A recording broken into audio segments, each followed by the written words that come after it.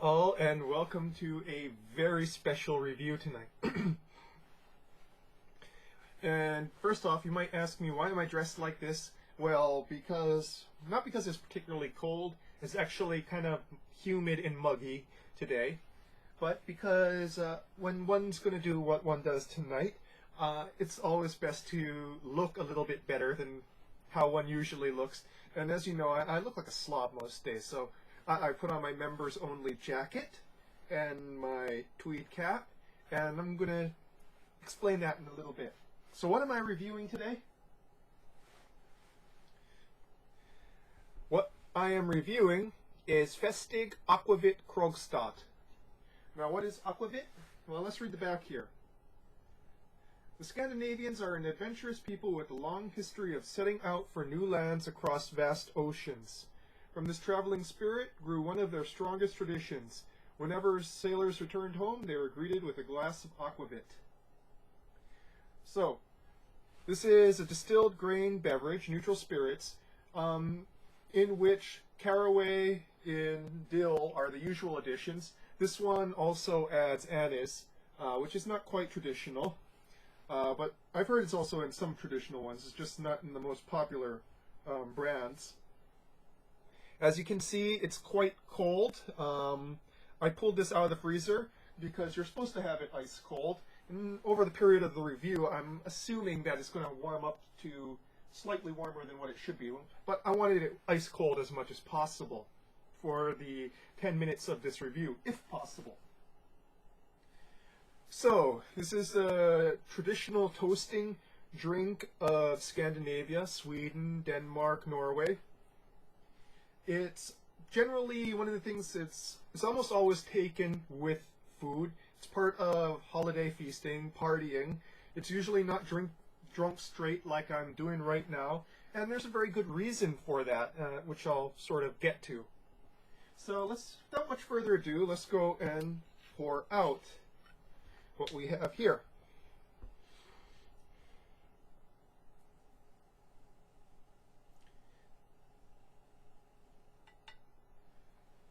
Maybe a little bit too much, but that's okay.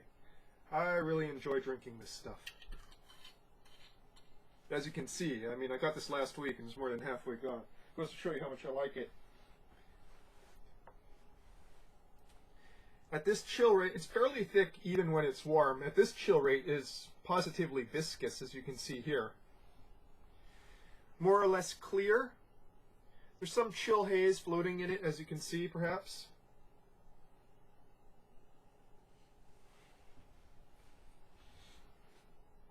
The first note that hits you is the star anise, because the star anise sort of floats above everything else there. But underneath that is a very savory and almost spicy kind of smell.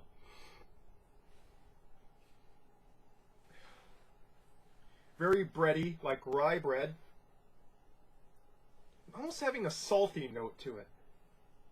Again, very savory underneath that anise. And when it gets warm, it's almost overwhelming, the smell, which is probably why they have it quite chilled. What else can be said about this? The kind of food that it sort of went with, especially they like to have this with seafood. So basically be part of sort of a steamed crawfish sort of dish. And when I tasted this the first time, I really had to say, yes, I almost really want to go and bring a bottle of this next time my family goes and has a king crab sort of steam up. In that, it just cuts through, very rich, very thick. You can just see this going very well with that sort of richness of crustacean meat, lobster, crab, crayfish, and that sort of butteriness. Particularly if you add spices with that to that butter. So, you know, if you spice your butter up a little bit, it would definitely mesh well with this. Cut through that heaviness of the butter and the rich crab meat. Yes, I can definitely see myself drinking this.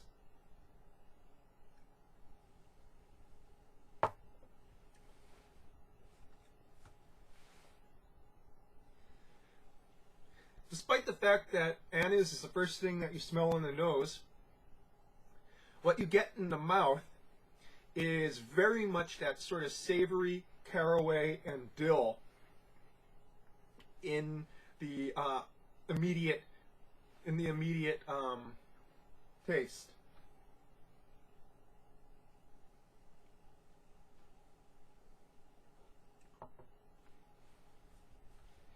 It is incredibly savory.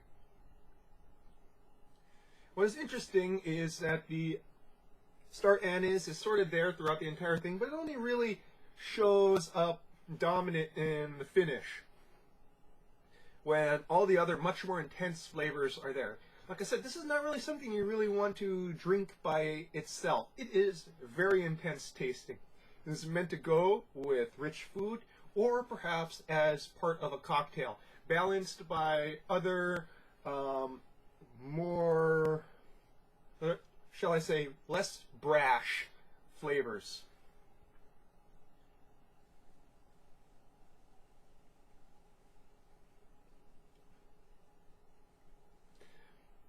It is really, out of all of the sort of liquors that I've ever had, this is pretty much the one, and I'm not saying that I've had a lot of experience with liquors around the world. This is pretty much the most savory I've ever had, especially in that front there. It's just a real kick in the mouth of savoriness, almost like saltiness. There's no saltiness, but it's kind of hitting that sort of same mouth-watering kind of feelings that something that is meaty and salty would.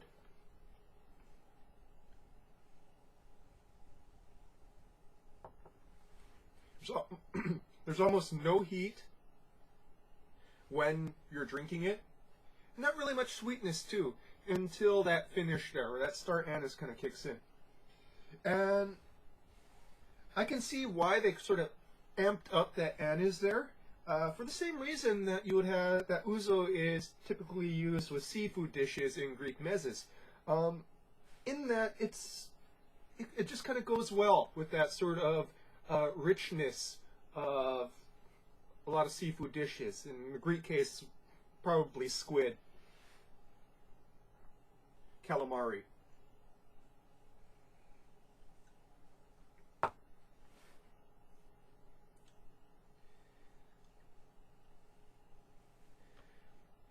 Not very much burn, but definitely warms up from the inside. So, whew, it's getting a little bit hot here.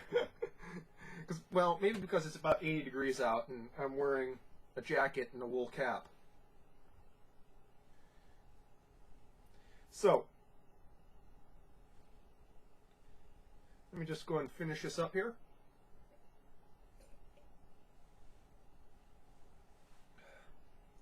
Apparently I didn't clean a glass well enough. And what I want to do now is something that's a little bit impressive to me, and that is the traditional Scandinavian Skål toast. Now, this is a toast that was developed over time in Scandinavia, and reading up on it, it seems to have developed from military officers gathering together and toasting each other. And it has a strong tradition in social gatherings in Scandinavia. And part of that is, I would assume, because it involves very much a sort of intimate prolonged eye contact with the person that you are toasting. Or in the case of a general toast, you know, someone who is right next to you. And that's kind of a big thing in Scandinavia, which is kind of renowned for being very introverted. So everyone on the internet who is a fan of memes has seen the Max von Sydow version of the Skål toast. And what is important that is, it's not that you go and skål like Max von Sydow, or Sydow, I'm not really sure how you say it, but that you sort of follow in that spirit of skåling. Now, this isn't a traditional Skål glass. It's probably holding a little bit, at least 25% more than the average Skål glass usually does. But I'm gonna go and try to do the traditional Skål.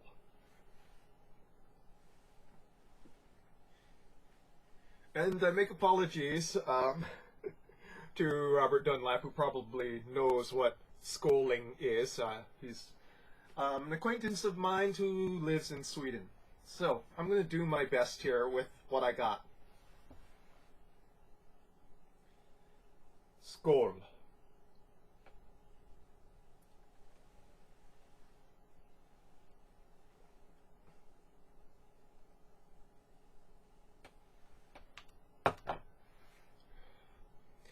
Well, folks, that was my Skål for tonight. Ooh, boy, that's kicking in now. I just feel it. Whoosh. And, I guess that's it. And do the empty... Well, I already did the cheers. I did a Skål for you. So what can I say? And the spirit of the Skål is definitely in there. I know not many people watch this, but I have deep respect for all of those who watch my unedited, cheap camera reviews. Love y'all.